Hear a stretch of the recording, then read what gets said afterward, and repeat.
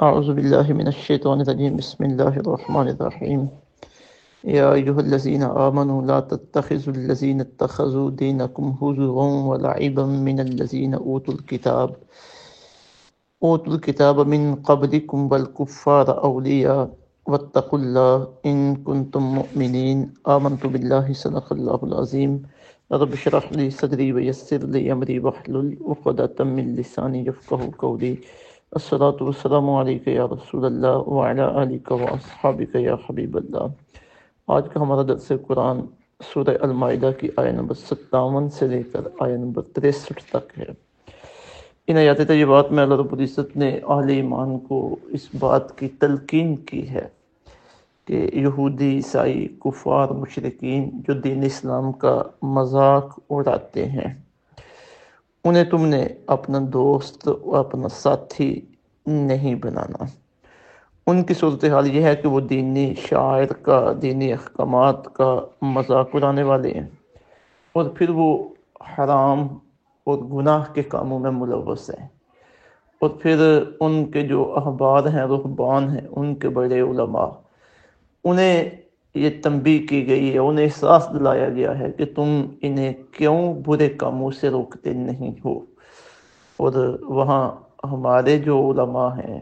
جو دیندار لوگ ہیں، اور جن پر دین کے اعتبار سے اعتماد کیا جاتا ہے، دینی پیشوا سمجھا جاتا ہے، ان کے لیے بھی یہاں بڑی تنبیہ موجود ہے کہ وہ بھی اپنی اس ذمہ داری سے غافل نہ ہوں، اپنے متعلقہ لوگوں کو نیکی کی طرف، تقوی کی طرف، پرہیزگاری کی طرف، دین کی طرف دعوت دیتے رہیں اور برائی کے کاموں سے روکتے رہیں۔ ارشاد باری تعالیٰ ہے، یا ایھا الذین آمنوا، اے ایمان والو، لا تتخذوا، نہ بناؤ، الذین اتخذوا دینکم، ان لوگوں کو جنہوں نے بنا رکھا ہے تمہارے دین کو، ہزوا، ہنسی، ولعبا، کھیل، من الذین اوتوا الکتاب، ان لوگوں میں سے جنہیں دی گئی کتاب، من قبلکم، تم سے پہلے، والکفار، اور کافروں کو، اولیاء، دوست۔ وہ جو پیچھے فرمایا گیا تھا لا تتخذوا، مت بناؤ، اب کیا نہ بناؤ، اولیاء، دوست۔ واتقوا اللہ، اور ڈرتے رہو اللہ تعالیٰ سے، ان کنتم مؤمنین، اگر تم ایماندار ہو۔ وَإِذَا نَادَيْتُمْ، اور جب تم بلائے جاتے ہو، إِلَى الصَّلَاةِ، نماز کی طرف، مطلب یہ کہ جب تمہیں نماز کے لیے اذان دی جاتی ہے، اتخذوها، تو وہ بناتے ہیں اسے، ہزوا، مذاق، ولعبا، اور تماشا۔ ذالک بانہم، یہ اس لیے ہے کہ قوم لا یعقلون، وہ ایسی قوم ہے جو کچھ بھی نہیں سمجھتے۔ قل یا اہل الکتاب، آپ فرمائیے اہل کتاب، حل تنقمون، کیا تم ناپسند کرتے ہو، منا، ہم سے، اللہ، سوائے اس کے کہ آمنا باللہ، کہ ہم ایمان لائے ہیں اللہ کے ساتھ، وما انزل الینا، اور اس پر جو اتارا گیا ہماری طرف، وما انزل من قبل، اور جو اتارا گیا اس سے پہلے، وان اکثرکم فاسقون، اور بلا شبہ تم میں سے بہت سے فاسق ہیں۔ قل هل انبئکم، آپ فرمائیے کیا میں نہ آگاہ کروں تمہیں، بشر، برائی، بشر من ذالک، کہ کون برا ہے ان سے، مصوبتاً، جزا کے اعتبار سے، عند اللہ، اللہ کے نزدیک، من لعنہ اللہ، اور وہ لوگ برے ہیں جن پر لعنت کی اللہ نے، وغضب علیہ، اور غضب فرمایا ان پر، وجعل، اور بنایا، منہم، ان میں سے، القردۃ، بعض کو بندر، والخنازیر، بعض کو سور، وعبد الطاغوت، وہ برے ہیں جنہوں نے شیطان کی پوجا کی، عبادہ، عبادت کی، الطاغوت، شیطان کی، اولئک شر مکانہ، وہی لوگ بدترین ہیں درجے کے اعتبار سے، وَأَضَلُّ عَنْ سَوَاءِ السَّبِيلِ،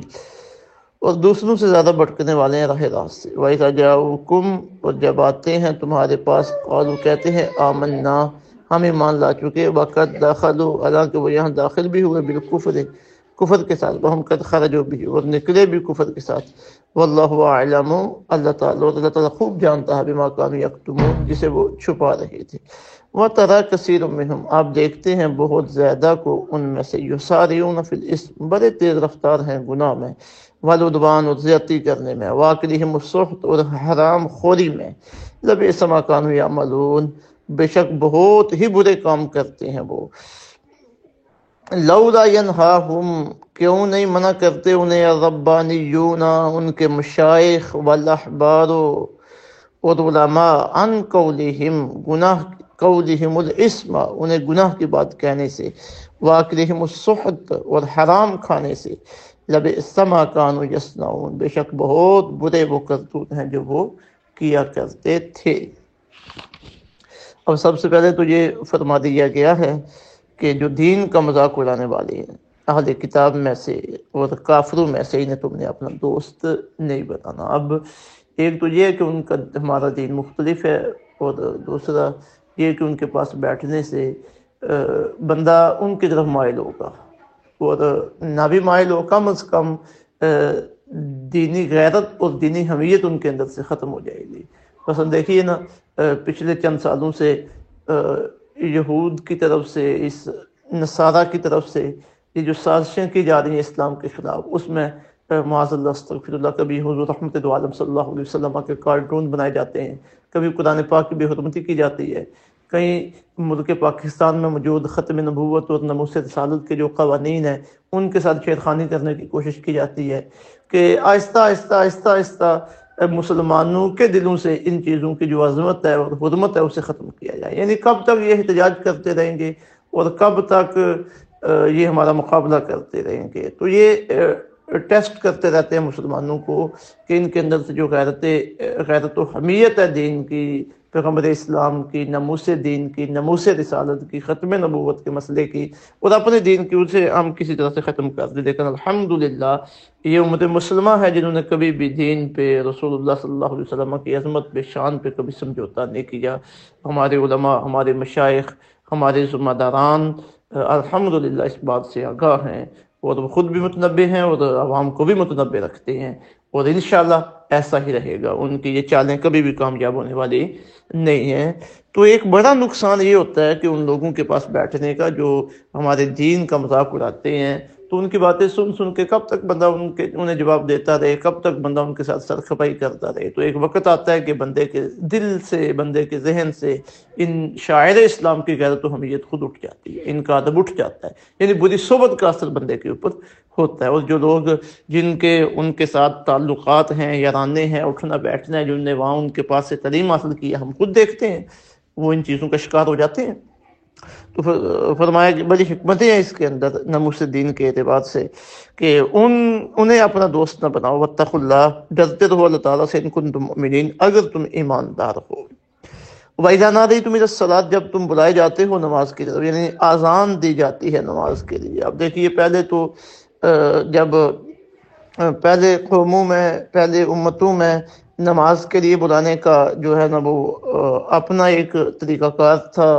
مثلا گھنٹہ بجانا، ناقوس بجانا، چیخو پکار وغیرہ وغیرہ۔ تو دین اسلام میں جو اذان کا طریقہ کار ہے یہ بہت پیارا ہے، بہت پیارا، بہت خوبصورت ہے، کہ اللہ کے نام کو بلند کیا جاتا ہے، رسول اللہ صلی اللہ علیہ وسلم کی نبوت کی گواہی دی جاتی ہے، لوگوں کو خیر و فلاح کی طرف بلایا جاتا ہے۔ تو اب وہ یہودی جو ہے نا ان چیزوں اذان کا مذاق اڑاتے تھے۔ وَإِذَا نَادَيْتُمْ إِلَى الصَّلَاةِ، جب تم بلائے جاتے ہو نماز کی طرف، یعنی تم اذان دیتے ہو، اتَّخَذُوهَا هُزُوًا وَلَعِبًا، وہ بناتے ہیں اسے مذاق و تماشا۔ ذَلِكَ بِأَنَّهُمْ قَوْمٌ لَا يَعْقِلُونَ، یہ تماشا اس لیے بناتے ہیں کہ یہ بے وقوف لوگ ہیں، کچھ بھی سمجھنے والے لوگ نہیں ہیں۔ علامہ قرطبی نے لکھا ہے، شاعر اسلام کا مذاق اڑانا ایک تو گناہ گاری یا کبیرہ گناہ ہے، اور بلکہ اگر دین کی بات سمجھ کے مذاق اڑایا جائے تو بندہ دائرہ اسلام سے بھی خارج ہو جاتا ہے۔ دنیا کا وبال کہ دنیا میں بندہ نیکی سے گیا، نیکوں کی صحبت سے گیا، اسلام سے گیا، آخرت میں دوزخ کا عذاب۔ علامہ قرطبی نے دیکھا کہ مدینہ میں ایک عیسائی آدمی رہتا تھا، جب مؤذن اشہد ان محمد رسول اللہ کے دل نواز الفاظ کہتا تو وہ بدبخت کہا کرتا تھا، حرک الکاذب، کہ جھوٹا جلایا جائے۔ اب یہ وہ جو جملے بدبخت بولتا تھا، یعنی جو اذان دینے والا ہے مؤذن، اب وہ بدبخت مؤذن کو یہ بددعا دیتا تھا۔ کچھ تفاسیر میں یہ ہے کہ وہ یہ جملے بولتا تھا، احرق اللہ الکاذب، اللہ تعالیٰ جھوٹ بولنے والے کو جلا دے۔ تو اللہ رب العزت کی طرف سے دنیا میں اس کے اوپر یہ وبال آیا کہ ایک رات وہ سو رہا تھا اور اس کے گھر میں آگ لگی، جس سے سارا کنبہ جل کے راکھ ہو گیا، وہ بھی ساتھ جل گیا، اور اللہ رب العزت نے دنیا میں فیصلہ کر دیا کہ قاضی کون ہے۔ تو شاعر اسلام کا مذاق اڑانا بہت بڑی جسارت ہے، اور پھر اس سے بڑی بدبختی یہ ہے کہ بندہ ایسے لوگوں کے ساتھ بیٹھے۔ اور انہیں جواب نہ دے سکے اور ان کی ہاں میں ہاں ملائے اور پھر اس کے دل کے اندر سے ہی شاعر اسلام کا ادب اور احترام چاہتا رہے۔ پھر فرمایا قل یا اہل الکتاب، اہل کتاب حل تنقمون منا، کیا تم ناپسند کرتے ہو ہم سے، الا سوائے اس کے کیا آمنا باللہ، ہم ایمان لائے ہیں اللہ کے ساتھ، وما انزل الینا، اور اس پر جو اتارا گیا ہماری طرف، وما انزل من قبل جو اتارا گیا اس سے پہلے، وان اکثرکم فاسقون، اور بے شک تم میں سے اکثر لوگ فاسق ہیں۔ انتقامہ کا مطلب ہوتا ہے بدلہ لینا، انتقام لینا۔ تو یہاں یہ استعمال ہوا ہے ناپسندیدگی کے معنی میں، مکروہ اور معیوب کے معنی میں۔ یہودیوں کا ایک وفد نبی پاک صلی اللہ علیہ وسلم کے پاس آیا ہے اور انہوں نے آ کے کہا ہے کہ آپ کس پر ایمان لاتے ہیں؟ تو نبی پاک صلی اللہ علیہ وسلم نے سارا بتایا کہ ہم فلاں فلاں نبی پہ ایمان لاتے ہیں، حضرت عیسیٰ علیہ السلام کا بھی آپ نے ذکر کیا۔ تو یہودیوں نے انکار کیا، کہا کہ نہیں، ہم حضرت عیسیٰ کو، اس دین کو نہیں مانتے جس میں حضرت عیسیٰ کو مانا جائے۔ تو اب یہ بڑی جسارت تھی ان کی۔ اب آقا، اور پھر انہوں نے کہا کہ جو حضرت عیسیٰ کو مانے ہم اسے بھی نہیں مانتے، یعنی آقا علیہ السلام کی نبوت کا بھی وہ انکار کرتے ہیں۔ تو اس وقت اللہ رب العزت نے یہ آیات ترجیبات نازل فرمائی ہے کہ ہم ابو فرمائیے کہ کیا تم اس بات کو ناپسند کرتے ہو ہماری طرف سے کہ ہم اللہ پر ایمان لائے، اللہ کے رسول جو ہم سے پہلے اللہ نے اتارا اس پر ایمان لائے، اور جو ہم پر اتارا اس پر ایمان لائے، اور ہم سے پہلے جو اتارا کہ ہم اس پر ایمان لائے۔ وَأَنَّ أَكْثَرَكُمْ فَاسِقُونَ، بے شک تم میں سے بہت سے لوگ فاسق ہیں۔ قُلْ هَلْ أُنَبِّئُكُمْ بِشَرٍّ مِّن ذَلِكَ مَثُوبَةً عِندَ اللَّهِ، آپ انہیں فرمائیے کہ کیا میں آگاہ نہ کروں تمہیں کہ کون برا ہے ان میں سے جزا کے اعتبار سے، عند اللہ، اللہ کے نزدیک، من لعنہ اللہ، یعنی حضور کو فرمایا جا رہا ہے آپ انہیں فرمائیے کہ ہم بتاتے ہیں کہ کس پہ اللہ رب العزت کی لعنت ہے اور کس جزا کے اعتبار سے کون بری جگہ پہ ہے۔ من لعنہ اللہ، وہ لوگ برے جن پر لعنت کی اللہ نے، وغضب علیہ، اور جن پر اللہ رب العزت نے غضب فرمایا، وجعل منهم القردۃ، اور بنایا ان میں سے بعض کو بندر، والخنازیر، بعض کو سور، وعبد الطاغوت، اور وہ برے ہیں جنہوں نے شیطان کی پوجا کی۔ اب یہ وہی ہے جو حدیث کے اندر آگے ہے، انہیں کے اندر اس طرح کے عذاب آئے اور انہوں نے دین کو چھوڑ کر شیطان کے راستے پہ وہ چلے۔ اولئک شر مکانا، وہی لوگ بدترین ہیں درجے کے اعتبار سے، وَأَضَلُّ عَن سَوَاءِ السَّبِيلِ، اور دوسروں سے زیادہ بھٹکنے والے ہیں راہ راست سے۔ وَإِذَا جَاءُوكُمْ قَالُوا آمَنَّا، جب وہ آتے ہیں آپ کے پاس تو کہتے ہیں ہم ایمان لا چکے۔ اب یہودیوں میں سے جو منافقین تھے ان کی بات آ گئی، وَقَدْ دَخَلُوا بِالْكُفْرِ، حالانکہ وہ یہاں داخل بھی ہوئے تھے کفر کے ساتھ، وَهُمْ قَدْ خَرَجُوا بِهِ، اور نکلے بھی کفر کے ساتھ تھے۔ وَاللَّهُ أَعْلَمُ بِمَا كَانُوا يَكْتُمُونَ، اللہ تعالیٰ خوب جانتا ہے جسے وہ چھپا رہے تھے۔ وَتَرَىٰ كَثِيرًا مِّنْهُمْ، آپ دیکھتے ہیں ان میں سے بہت زیادہ کو يُسَارِعُونَ فِي الْإِثْمِ، وہ بڑے تیز رفتار ہیں گناہ میں، وَالْعُدْوَانِ، اور زیادتی کرنے میں۔ اسم اس گناہ کو کہا جاتا ہے جس کا اثر اپنی ذات تک ہو، اور عدوان اس گناہ کو کہا جاتا ہے جس کا اثر دوسروں تک بھی پہنچے، یعنی دوسروں اسے دیکھ کر اس کی وجہ سے دوسروں کا نقصان ہو، اس کی وجہ سے دوسروں پر برا اثر ہو، دوسروں کی عادتیں بگڑے، تو اس گناہ کو کہا جاتا ہے عدوان۔ وَأَكْلِهِمُ السُّحْتَ، اور حرام خوری، سحت کا مطلب ہے حرام کھانا، یعنی بہت زیادہ ان میں سے یہودیوں میں سے لوگ ہیں جو اسم میں مبتلا ہیں، عدوان میں مبتلا ہیں، اور حرام خوری میں مبتلا ہیں۔ لَبِئْسَ مَا كَانُوا يَعْمَلُونَ، اور بے شک بہت ہی برے کام کرنے والے ہیں۔ عیسائیوں کی بھی عادات ان سے ملتی جلتی تھیں۔ پھر آگے تنبیہ کی گئی ہے ان کے علماء کو اور ان کے رہبان کو، فرمایا لولا ينهاهم الربانیون، کیوں نہیں منع کرتے انہیں ان کے مشائخ والاحبار اور ان کے علماء، ان قولہم الاسم، گناہ کی بات کہنے سے، واکلہم السحت، اور حرام کھانے سے، لبئس ما كانوا یصنعون، بے شک بہت برے ہیں وہ کرتوت جو وہ کرتے تھے۔ اب ذرا دیکھیے کہ کتنے بھاری اور کتنے سخت لہجے میں ان کے علماء و مشائخ کو متنبہ کیا گیا کہ وہ اپنا فرض منصبی کیوں ادا نہیں کرتے۔ ان کی ذمہ داری تھی خود بھی برائیوں سے بچنا اور لوگوں کو بھی برائیوں سے روکنا۔ لولا ينهاهم الربانیون والاحبار عن قولهم الاسم واکلهم السحت، کیوں نہیں منع کرتے انہیں ان کے مشائخ اور علماء گناہ کی بات کہنے سے، حرام کھانے سے۔ حضرت عبداللہ ابن عباس رضی اللہ تعالیٰ عنہ فرماتے ہیں یا شد آیت فی القرآن، فرماتے ہیں یہ قرآن مجید کی سخت ترین آیت ہے۔ امام ضحاک نے کہا کہ میرے نزدیک اس سے زیادہ اخوف عندی منہا ما فی القرآن اخوف عندی منہا، کہ میرے نزدیک قرآن میں اس سے زیادہ خوف دلانے والی کوئی آیت نہیں۔ بالکل ایسے ہی سچی بات ہے۔ اب ہم علماء، مشائخ اور دیندار طبقہ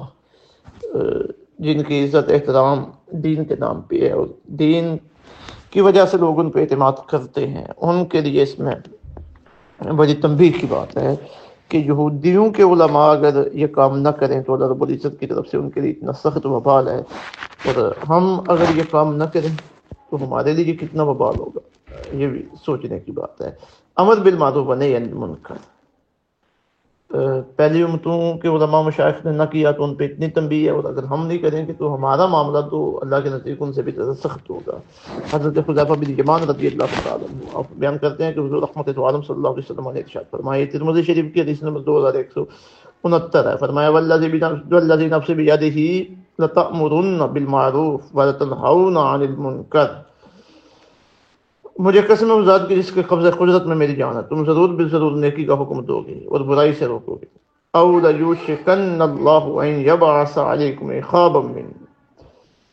ورنہ تم پر اللہ تعالیٰ کا عذاب آ جائے گا، ثم تدعونہ، پھر تم دعا کرو گے، فلا یستجاب لکم، تمہاری دعا قبول نہیں ہوگی۔ حضرت جابر رضی اللہ تعالیٰ عنہ سے روایت ہے، وہ بیان کرتے ہیں کہ آقا علیہ الصلوۃ والسلام نے ارشاد فرمایا، اللہ تعالیٰ نے جبرائیل امین کو بھیجا کہ فلاں بستی کو اس کے رہنے والوں کے سمیت الٹا دو۔ جبرائیل امین عرض کرنے لگے، آپ اللہ، اس میں تو تیرا فلاں بندہ بھی ہے جس نے آنکھ چپکنے کی دیر بھی تیری نافرمانی نہیں کی، آنکھ چپکنے کی دیر بھی کبھی نافرمانی نہیں کی، اللہ وہ بندہ بھی اس بستی میں موجود ہے، فرمایا اس پر اور سب پر الٹا دو، اسے بھی ساتھ ہی مریم ایڈ کر دو، اس پہ بھی یہ عذاب آئے۔ کیوں؟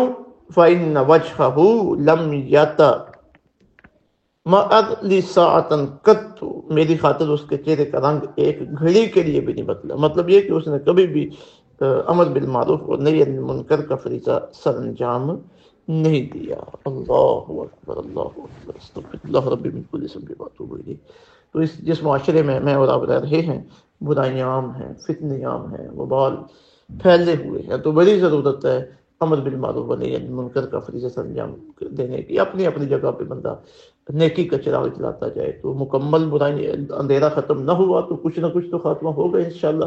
اللہ رب العزت ہمیں آقا علیہ السلام کی سنت سیرت